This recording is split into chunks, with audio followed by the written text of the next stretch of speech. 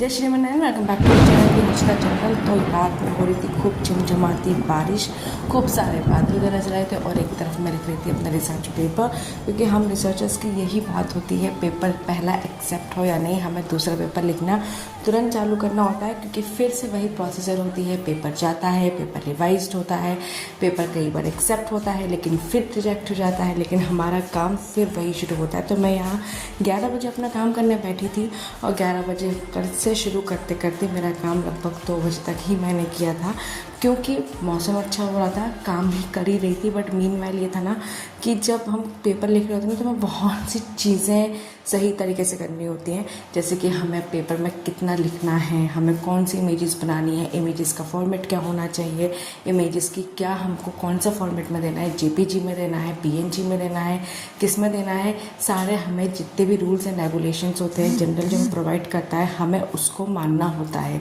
तो उसी के अकॉर्डिंग हम पेपर को डिज़ाइन करते हैं, पेपर को लिखते हैं।